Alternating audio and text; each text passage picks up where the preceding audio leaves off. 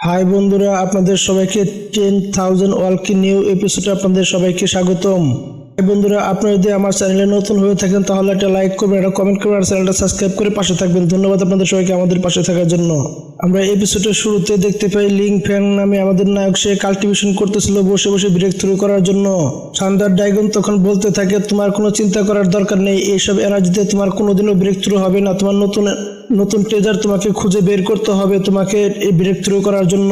এই গুহার ভিতরে আমি কিরকম জানি একটা ঘ্রাণ পাচ্ছি, এই ঘ্রাণটার সঙ্গে বলে দিতে পারছি আমি এই জিনিসটাকে আমি আগে থেকে চিনি। থান্ডার ড্রাগনের এসব কথা শুনে সে তখন কাল্টিভেশন ছেড়ে উঠে সে তখন দরজার দিকে যেতে থাকে।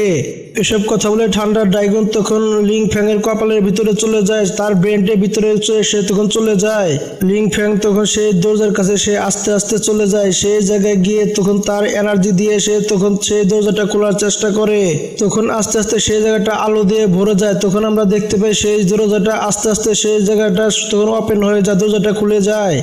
লিং ফ্যাং এবং কি সাউটিয়ান যখন তারা দরজার ভিতরে চলে যায় তখন সেখানে গিয়ে তারা অবাক হয়ে যায়। ভিতরে গিয়ে লিং ফ্যাং এর চাইতে সাউটিয়ান তখন আরো বেশি খুশি হয়ে যায়, কারণ তখন বলতে থাকে মাস্টার আমি এই পপেটগুলো দেখে মাস্টার এই মূর্তিগুলো অনেক পাওয়ারফুল।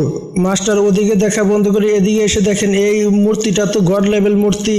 মাস্টার এই দেখেন এটার সাথে যে একটা স্পেয়ার আছে, যে একটা হাতিয়ার যাচ্ছে, এটা অনেক পাওয়ারফুল। আমরা এদিকে দেখতে পাই সাউটিয়ান বলতে থাকে মাস্টার এই জায়গায় কেউ পিল রিফাইনিং করতো এবং এই জায়গায় ওষুধ বানাতো আমার যে দেখে মনে হচ্ছে। লিং ফ্যাং তখন সেই মূর্তির কাছে চলে আসে, এসে দেখে সে তখন বলতে থাকে এই মূর্তি এই পপেটটা এবং কি এই মূর্তিটা হচ্ছে গড লেভেল মূর্তি এবং কি তার সাথে যে স্পেয়ার আছে এটা 2 গড লেভেলের স্পেয়ার, এটা খুব শক্তিশালী হাতিয়ার। তখন লিং ফ্যাং এবং কি সেই মূর্তিটাকে এবং কি সেই স্পেয়ারটাকে সে তখন রেখে দেয়। লিং ফ্যাং তখন সেই জায়গাগুলো ঘুরে ঘুরে দেখতে থাকে, কারণ সেই জায়গা দিয়ে অনেক হাতিয়ার ছিল এবং কি অনেক ট্রেজার দিয়ে অনেক কিছু দিয়ে সে জায়গা ভরা ছিল। সাউটিয়ানো অনেক খুশি ছিল কারণ সেখানে ট্রেজার দিয়ে ভরা ছিল। সে এইসব জিনিস দেখতেছিল, তখনই একটি রিফাইনিং করা পিলের ভিতরে তার চোখ যায়। পিলটা ছিল অনেক ক্ষমতাশালী শক্তিশালী।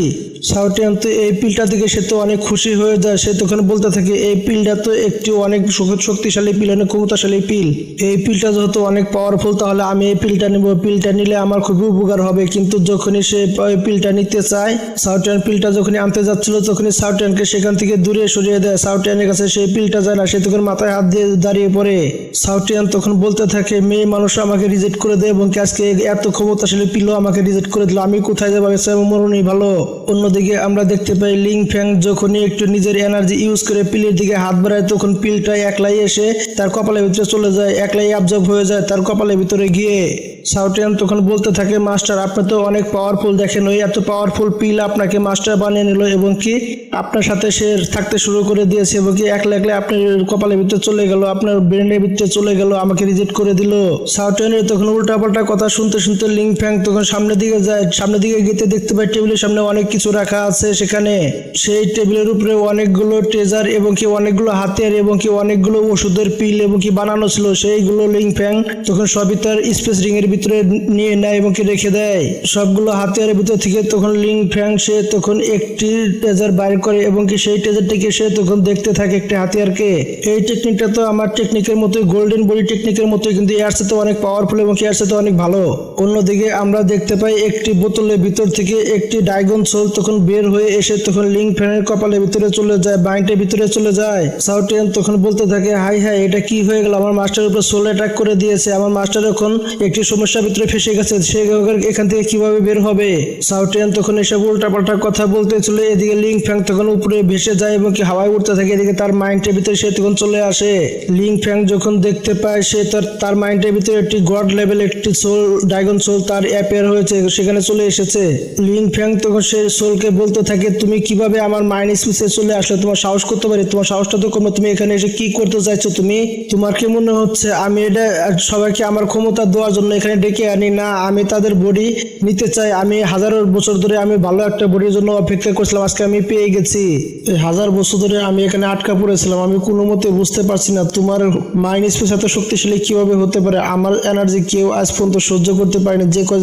আমি যে কয়জনের মাইন্ড স্পেসের মধ্যে গিয়েছিলাম তারা সবাই মারা গিয়েছে, কেউ বেঁচে যায়নি এবং কি তুমি শুধু খালি বেঁচে আছো, তার মানে আমি আমার সুটেবল বডি পেয়ে গেছি। এখন আমার চিন্তা হবে না, এখন আমি বাইরে খুব সহজে যেতে পারবো, তোমাকে মেরে তোমার বডি আমি নিয়ে নিব। তোমার বডির জন্য এতদিন আমি অপেক্ষা অপেক্ষা করছিলাম, বাহ কি মজা হবে, এখন আমি বাইরে যেতে পারবো, আমার খুবই আনন্দ লাগছে, খুবই মজা লাগছে এখন আমার। তার মানে তুমি এতদিন যা কিছু করেছো সবই তোমার চাল ছিল, তুমি লোকজনকে ডেকে এনে এনে তাকে মেরে তার বডি নেওয়ার চিন্তা ভাবনা করছিলে, কিন্তু তোমার সে আশার কোনো সফল হবে না, আমি তোমার আশা খতম করে দেবো এখানেই। ড্রাগন তখন বলতে থাকে, তুমি বুঝতে পেরেছো অনেক দেরিতে, এখন তোমার বুঝে শুনে কোনো আর লাভ নেই, বুঝতে পেরেছো? লিং ফ্যাং তখন বলতে থাকে, তোমার এত বড় শক্তিশালী হওনি তুমি যে আমার বডি নিতে পারবে, তোমার এত বড় ক্ষমতা এখনো হয়নি, তুমি ট্রাই করে দেখতে পারো। এসব কথা শুনে ড্রাগন সোল তখন তো রেগে যায়, সে তখন তার পাওয়ার ইউজ করতে থাকে। এদিকে লিং ফ্যাং এসব জিনিস দেখে সে তখন ভয় পায় না, সেও তখন তার পাওয়ার শুরু করে দেয় এবং কি সেও তখন তার ডিমন ধর্ম বডি সে তখন বাইরে বের করে দেখাতে শুরু করে দেয়। ডিমন ধর্ম বডি দেখে ড্রাগন তখন তো অবাক হয়ে যায়। ড্রাগন বডি এসব জিনিস দেখে সে তো তখন অনেক ভয় পেয়ে যায়, কারণ তার অনেক কষ্ট হচ্ছিল, কারণ সে তো একটা সোল ছিল। ড্রাগন সোল তখন বলতে থাকে, একটি বাচ্চার কাছে টু গড ধর্মাবলী কোথা থেকে আসলো, আমি তো কোনো কিছু বুঝতে পারছি না, কিভাবে সম্ভব এটা? ড্রাগন সোল তো টু গড ধর্মাবলী দেখে সে তো তখন অনেক ভয় পেয়ে যায়, তখন সে ভয় সে তখন বলতে থাকে, আমি তো একটা জিনিস বুঝতে পারছি না, তোমার কাছে এই ডিমন স্পিড ধর্মাবলী কোথা থেকে আসলো, তুমি কিভাবে এসেছো? আমার তো মনে হচ্ছে না তুমি এই দেশের লোক, তুমি অন্য দেশ থেকে এখানে এসেছো, তাই না? লিং ফ্যাং তখন বলতে থাকে, কেন আমাকে দেখে তোমার ভয় হচ্ছে কেন? এখানকার মানুষ দেখে তোমার ভয় হয় না? আজকে তোমাকে ভয় কাকে বলে আমি দেখিয়ে দিব। লিং ফ্যাং এর কথা শুনে সেই ড্রাগন সোল সে তখন অনেকটাই ভয় পেয়ে যায়। তখন সেই ড্রাগন সোল বলতে থাকে, তুমি একজন মানুষ হয়ে তোমার কাছে দুইটা স্পিড কিভাবে থাকতে পারে? ড্রাগন সোল তো জানতো না লিং ফ্যাং এর কাছে দুইটি স্পিড নয়, তিনটি স্পিড আছে তার কাছে। ডিমন স্পিড এবং কি ফোনিক্স স্পিড এবং কি শর্ট স্পিড, তিনটে আছে তার কাছে। অন্যদিকে লিং ফ্যাং তখন ড্রাগন সোলকে মারার জন্য সে তখন রেডি হয়ে যায়। এসব দেখে সে ড্রাগন তো ভয় পেয়ে যায়। তখন লিং ফ্যাং তখন ডিমন ধর্মাবলী কায়াকে বের করে তখন তার সাথে ফাইট করা শুরু করে দেয়।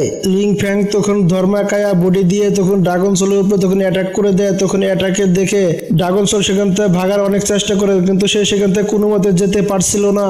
ড্রাগন সোল তখন তো অনেক ভয় পেয়ে যায়, কারণ ডিমন ধর্মাকায়া তার ভিতরে অ্যাবজর্ব করা শুরু করে দিয়েছিল।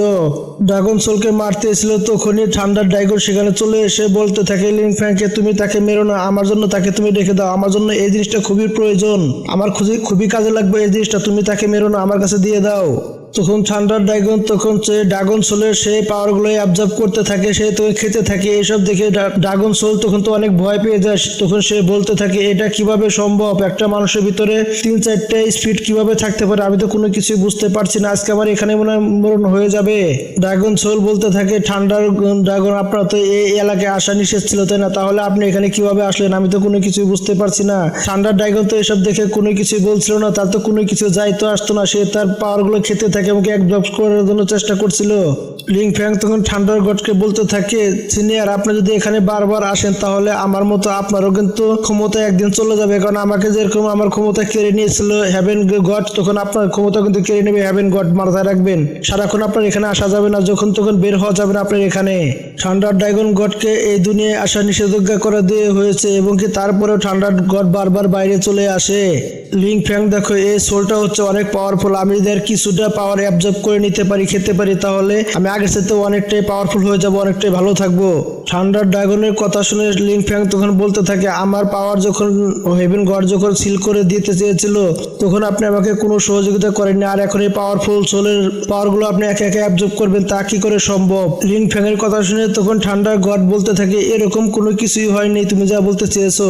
ঠান্ডার গড বলতে থাকে, দেখো লিং ফ্যাং, এই সোলটা হচ্ছে অনেক পাওয়ারফুল, তাহলে তুমিও অর্ধেক নাও আমি অর্ধেক নাও, দুজনই অর্ধে ভাগ করে অ্যাবজর্ব করে নেই পাওয়ারগুলো, তাহলে খুবই ভালো হবে। তখন লিং ফ্যাং বলতে থাকে, এসব কথা শুনে তখন লিং ফ্যাং বলে, ঠিক আছে অর্ধে দুজনে ভাগ করে নিব। তখন সোলটা তখন এসব কথা শুনে ড্রাগন সোলটার কথা শুনে তখন বলতে থাকে, প্লিজ তোমরা আমাকে কেউ মেরো না, প্লিজ আমাকে ছেড়ে দাও, আমাকে যেতে দাও এখান থেকে। ড্রাগন সোলের কথা শুনে লিং ফ্যাং তখন সেখানে সে কোনো কিছুই বলে না এবং কি তারা দুজন হাসতে থাকে। তখন তারা দুজনে অর্ধে ভাগ করে তখন তার পাওয়ারগুলো অ্যাবজর্ব করে নেয়। তখন ড্রাগন সোলটার কোনো কিছু আর করার থাকে না, পুরোপুরি অ্যাবজর্ব করে না তারা দুজনেই। এদিকে আমরা তখন দেখতে পাই তখন ঠান্ডার গড তখন অর্ধেক নেয় এবং লিং ফ্যাং তখন অর্ধেক নিয়ে নেয়, দুজন অর্ধে নিয়ে পুরোটাই শেষ করে দেয়। তখন লিং ফ্যাং বলতে থাকে, আমার ডিমন ধর্মাবলী তখন এই পাওয়ারগুলো অ্যাবজর্ব করার কারণে আরো অনেকটাই পাওয়ারফুল হয়ে যাবে, তখন আরো আমি শক্তিশালী হয়ে যাব, আমার জন্য আরো অনেকটাই ভালো হবে। তখন সে কাল্টিভেশন করা শুরু করে দেয়। লিং ফ্যাং বলতে থাকে, এরকম পাওয়ারের আমার দরকার ছিল, আমার বিরক্ত করার জন্য এরকম পাওয়ার আমার খুবই প্রয়োজন ছিল, এনার্জিগুলো আমার এর এনার্জিগুলো পেয়ে খুবই ভালো হলো। হঠাৎ করে দেখতে পাই লিং ফ্যাং তখন ব্রেক থ্রু করে নেয়। লিং ফ্যাং তখন বলতে থাকে আমার লেভেল পাওয়ার হয়েছে গিয়ে 9th লেয়ার পর্যন্ত পৌঁছে গিয়েছে, গ্রেড 9 লেয়ার পর্যন্ত পৌঁছে গিয়েছে আমার কাল্টিভেশন লেয়ার। আমার সোল পাওয়ার বোটল পর্যন্ত পৌঁছে যাবে আর কিছুদিন পরেই। আমার পাওয়ার কিছুদিন পরে গড লেভেল 3 চলে যাবে, তখন আমার আর ভালো হবে। সাউটিয়ান বলতে থাকে আমার কপালটাই খারাপ যে আমি কোনো কিছু অবজার্ভ করতে পারলাম না। ড্রাগন সোলটা কতটা খারাপ ছিল, মানুষকে ফাঁসিয়ে ফুসিয়ে এখানে নিয়ে এসে তার বড়িটা কিভাবে নেওয়া যায় সে চিন্তা ভাবনা করতো, আর আমরা ভাবতাম এখানে আসলে আমাদের মনে হয় অনেক ভালো হবে, অনেক কপালটা ভালো আমার মাস্টার এখানে চলে এসেছিল। আমার মাস্টার ছাড়া অন্য কেউ আসলে তাহলে তার বড়িটাও এখানে তাই সে হাসিল করে নিত, তাহলে এই দুনিয়াতে তার অনেক কিছু ঘটতো। কপালটা ভালো, এখানে যদি আমি একলা আসতাম তাহলে হয়তো আমাকে মেরে আমার বড়িটা নিয়ে নিত। কপালটা ভালো আমার মাস্টার আসছিল আমার সাথে, না হলে আজকে আমি এখানে মরে পড়ে থাকতাম। আমার মাস্টার অনেক পাওয়ারফুল, আমার মাস্টারকে কেউ হারতে পারবে না সহজে। এসব কথা শুনে তখন লিং ফ্যাং বলতে থাকে তুমি এসব কথা বন্ধ করে সাউটিয়ান চলো আমার সাথে, তুমি চলো বাইরে চলে যাবো, এখন চলো যাই। চলো সাউটিয়ান আমরা ওদিকে এগিয়ে দেখি ওখানে কি কি আছে, সবকিছু নিয়ে আমরা এখান থেকে বের হয়ে অন্যদিকে যেয়ে দেখি, চলো যাই। লিং ফ্যাং তখন সেখানে আরো বলতে থাকে আমার যে গোল্ডেন বডি আছে সেই বডিগুলোকে আরো স্ট্রং বানাতে হবে, যে টেকনিকটা পেয়েছি এই টেকনিকটা চালু করে আমাকে মাস্টার কমপ্লিট করতে হবে, তাহলে আমার বডিটা আরো শক্তিশালী হয়ে যাবে। সাউটিয়ান তখন বলতে থাকে মাস্টার আপনি কি এখানে বসে এখন কি গোল্ডেন বডি কি প্র্যাকটিস করবেন, এখানে কতক্ষণ প্র্যাকটিস করবেন আপনি?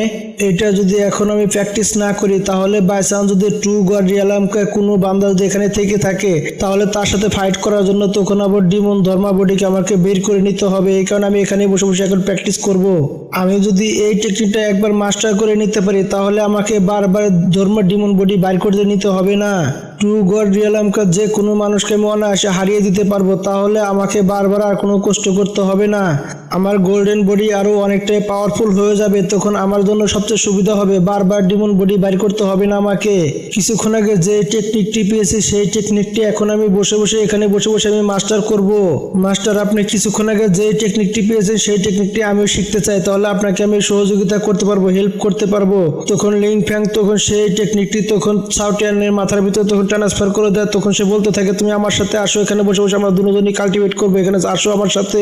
সাউটিয়ান তখন লিং ফ্যাং এর পিছে পিছে গিয়ে সে তখন কাল্টিভেট করার জন্য সেই ডামের ভিতরে বসে যায় যেখানে শুধু আগুন আর লাভা ছিল।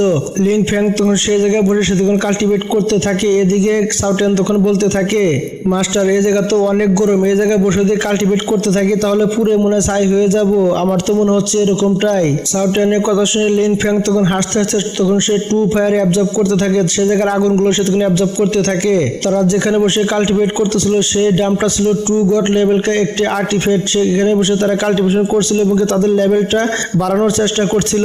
এখানে বসে কাল্টিভেট করতেছিল আর তার গোল্ডেন বডিটা আপডেট করার চেষ্টা করছিল এখানে বসে বসে। আর অন্যদিকে আমরা দেখতে পাই নিউ মুন ফক্স ক্ল্যানের লোকজনকে দেখতে পাই এবং কি অন্যদিকে কুলুন প্ল্যানের লোকজনকে দেখানো হয়।